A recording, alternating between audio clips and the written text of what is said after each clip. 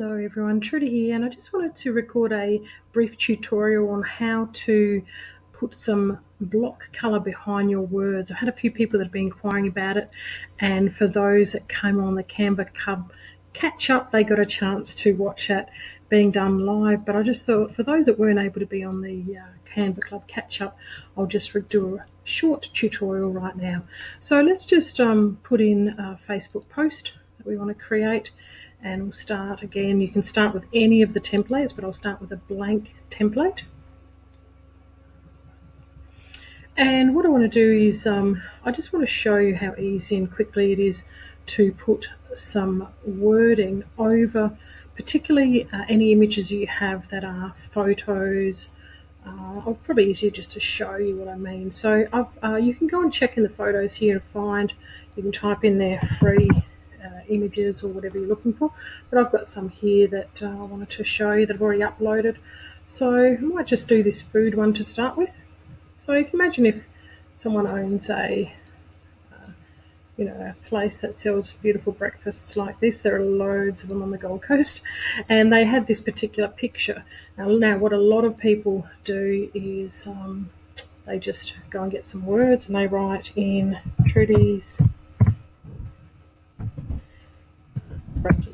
breakfast bar, and they look for a place to put it. Now that's not too bad because you're lucky enough that you do have some white spacing in here. But say for instance you wouldn't want to put it there, you wouldn't want to put it there. So, and even over the plate, it looks okay, but it doesn't look great, and you wouldn't want to put it there. You want to make sure that remembering that people's eyes are drawn to white space or specific places that you're going to direct them. So instead of that, we're just going to leave the words there for now. And what we're going to do instead is we're going to just add an element. Okay, so remember you go over to the left here on elements and you choose the whole grid. So this whole one page, and then you're just going to make it as big as you want it to be. So in this case, I'm just going to make it this size because this is where I want to put my name. Okay, so you've got the element there. You can move the words, make them bigger in a moment, but at the moment the element needs a color. So you can choose a color that is, I guess, complements these particular colors here. So I might just go and choose maybe this orange.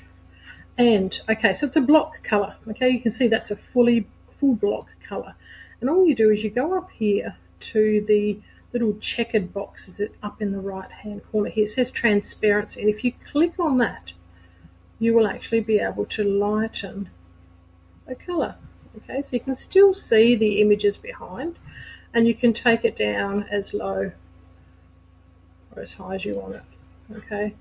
So, so that's just the way to add a block color behind, well, in front of your particular images and have it stand out a bit more. So again, you can do it in a different location. So I might just do it down the bottom as well. So I grab this, I'm going to choose the same color, and then I'm just going to make it, lighten it a little bit. And then what I might do is I might just put into that particular box $10 breakfast every day. And you might pop that down there. And then if you remember, if you want to do things a bit faster, you can duplicate that and just put here, whatever contact details. Again, you might just put your name there, so you might be www.recce.com, or it might be a phone number or whatever it might be. So again, this is not for aesthetic purposes. I'm rushing this. I would normally spend a little bit more time thinking about it, but that's just something that you could do to play around with using images, but at the same time making sure that the wording that you're using isn't affected by having those images in the background. So that's just one. So you would then go again and you'd click download and you'd download. So I'm just going to press save, and then I just might show you another one because I know sometimes people need to practice it in a few different ways. So let's go back again. We'll start again. This time we'll do an Instagram post Okay, so I'm going to grab a blank Instagram post and I'm going to go and find, remember you can use any of these and then just modify it, but I'm going to use one of my uploaded photos. So I'll just grab this and just make it, drag it out a bit. Okay, so, and if you go back to elements up the left up here, you might choose, you can go down and choose any of these frames. You can open see all and it'll take you through, but I'm thinking I might just use something like this and I might pop it up here. And this time what I might do is I might actually try and match that little purple colour. So I go up to the colour section and I'm going to find that purple. Ooh, that's almost the same match. And then what I'm going to do is I'm actually going to go up to the transparency on the far right and I'm going to drop the colour down a little bit. So sometimes it's not even just, I mean, I don't really have any an image in this particular area, but it's really just more because the eye is drawn to particular areas. And so I'm just trying to make this stand out a bit more. So I might just do that.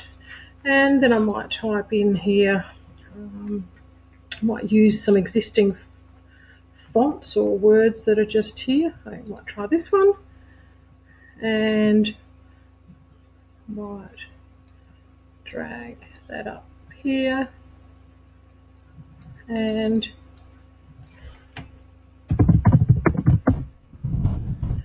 might change the words,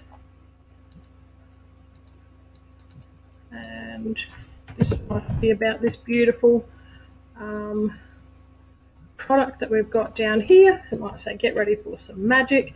And then what I might do is, again, I might actually just put my details down in the far corner. So remember, I'm just using an element and I'm going to block it up, and I'm going to make it to be in line with that block there. Remember that the eye does like to have things lined up, so I'm going to just pop it in there. I'm going to use exactly the same colour.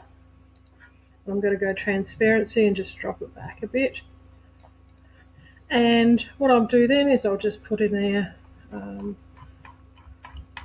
just put in here my.wholesci.com,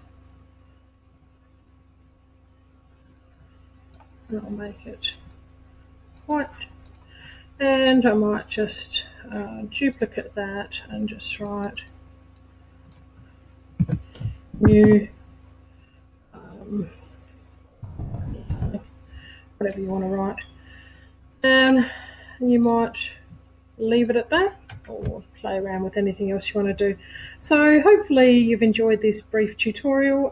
Be sure to practice, go along with the instructions, pause at any time the video, and I'd love for you to share your images in the comment section below this particular module.